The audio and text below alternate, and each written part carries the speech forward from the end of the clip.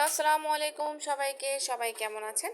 আশা করছি ভালো আছেন। আমিও ভালো আছি। চলে আসলাম একটা ছোট মিনি ব্লগ নিয়ে।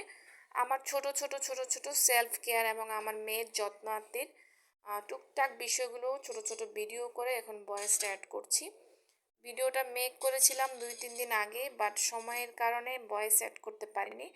তো যাই হোক, আমি হচ্ছে 5 আইটেমে 5টা নারকেল তেল ইউজ করেছি।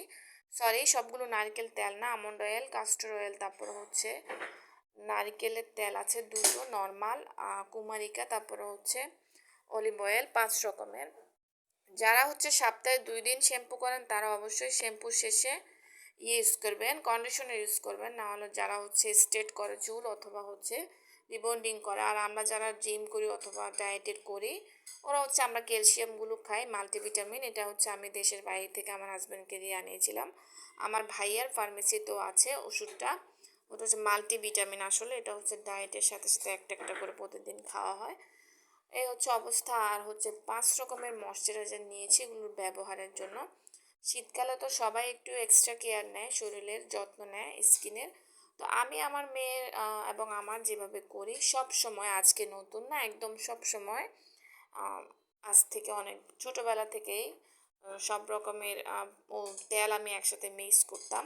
আর আরও বেশি ঘরোয়া চাইলে অনেকে আমলকি, জলপাই, তারপর হচ্ছে বিভিন্ন ধরনের জবা ফুল মিক্স করে তেল বানায়, ঘরেই ঘরেই তেল বানিয়ে ফেলে অনেকে। অনেকে আবার পার্লারে বিভিন্ন hair spa, hair treatment, pedicure, manicure ইত্যাদি অনেক কিছু করে। তো যে যেটা পছন্দ করে। তো আমি হচ্ছে আজকে সব সময় তো করি, বাট ভিডিও করা হয় না ওভাবে ক্যামেরার সামনে। সো আমি আজকে একটা ছোট মিনি ব্লগ নিলাম। এটা হচ্ছে মাথা ব্যথার, যদি কারো মাথা ব্যথা করে। নাভান আর নাভানের বাবারগুলো আলাদা, ওদের হচ্ছে ছেলেদের পারফিউম, বডি স্প্রে, হচ্ছে ওদের শ্যাম্পু, সাবান, ওদের হচ্ছে শ্যাম্পু থেকে সব কিছু আলাদা আলাদা। ওদেরগুলো আমি ধরলাম না এবং নিলামও না। ওটা আমার বিষয় না, ওটা আমার টপিক না। ছেলেদেরগুলো আলাদা। আর আমরা মামের যা যা ইউজ করি তাই নিলাম। টুকটাক আমার সব কিছু এলোমেলো থাকে, আমার কোনো কিছু গুছানো থাকে না। কিছু ড্রেসিং টেবিলে, কিছু ওয়ার্ড্রবে, কিছু আমার পড়ার টেবিলে, কিছু হচ্ছে আমার হচ্ছে স্ট্রিট আলমারিতে, কিছু নর্মাল আলমারিতে, কিছু ওয়ার্ড্রবে, এভাবে এলোমেলো। তো আমি যখন যেটা ইউজ করি, সপ্তাহে আমি নর্মালি 2বার শ্যাম্পু করি, আমার মেয়েকেও করাই। তো আমি হচ্ছে কেমন কন্ডিশনারটা ইউজ করার চেষ্টা করি সব সময়। যারা হচ্ছে হিজাব পরে ওরা সব দিক থেকে বেঁচে যায়। হিজাবি যারা, ওরা যারা হচ্ছে একটু হেয়ার স্টাইল করে, ওদের জন্য আসলে এই প্যারা যন্ত্রণাদায়ক। সো যাই হোক, দেশে এখন বর্তমান ট্রেন্ড আসছে কাজের বুয়া নিয়ে। সো কারা কারা কাজের বুয়া নিয়ে টেনশনে আছো, তা কাজের বুয়া খুনও করে ফেলতেছে মানুষকে। সো যাই হোক, আমি আমার মেয়ের মাথায় তেল দিয়ে দিচ্ছি আলতো করে। ও পড়তে বসছিল আর ও চুল ধরতে দেয় না আমাকে, একদম আমার মতো হচ্ছে চুলগুলো। তো আমি ওকে আস্তে আস্তে করে আদর করে করে চুলগুলা হেয়ার ম্যাসেজ করছিলাম। সো বন্ধুরা, তোমাদেরকে যে কথা বলতে এসেছিলাম, কাজের মহিলারা যেভাবে খুন করতেছে মানুষ, এভাবে তো বাসায় একা থাকা রিস্ক। তো তোমাদের ভাইয়াকে আমি বলেছি যে আরেকটা বিয়ে করে ফেলুন, এতে করে আমার হচ্ছে কলিগ আসবে, আপনারও সুবিধা হবে, আমারও সুবিধা হবে। বাট তোমাদের ভাইয়া তো রাজি হচ্ছে না। আমি চাচ্ছি করাতে, বাট উনি রাজি হচ্ছে না।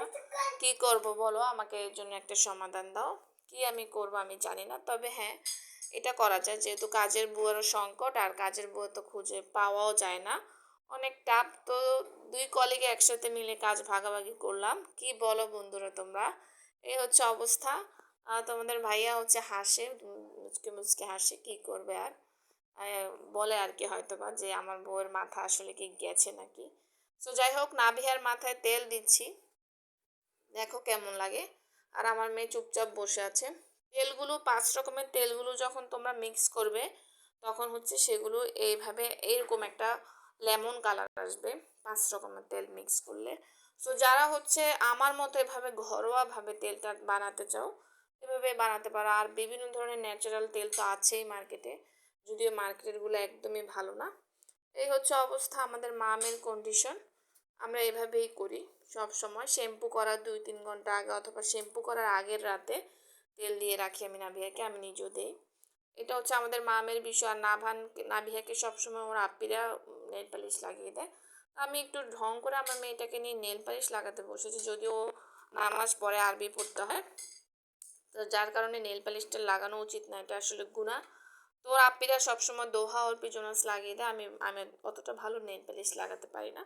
নেল পালিশ ইউজের পরে সবাই হচ্ছে রিমুভার দিয়ে সেগুলো উঠিয়ে ফেলবে। এটা তো সবাই জানে, এটা তো কেউ নতুন করে বলার কিছু নেই। সো যাই হোক, সবাইকে অনেক অনেক অনেক অনেক ধন্যবাদ যে ধৈর্য সহকারে আমার ভিডিও দেখার জন্য। এখন গাইস তোমরা একটু অবশ্যই কমেন্টস করবে যে কাজের বুয়ার হাত থেকে বাঁচার জন্য কি হাজবেন্ডকে কি আরেকটা বিয়ে করিয়ে দিব নাকি, আরেকটা সংসার কি হাজবেন্ডকে ধরিয়ে দিব নাকি। তাহলে হবে কি, দুই কলিগে মিলে একসাথে কাজ ভাগাভাগি করলাম, আমার আর এত কাজের প্রেশার পড়লো না।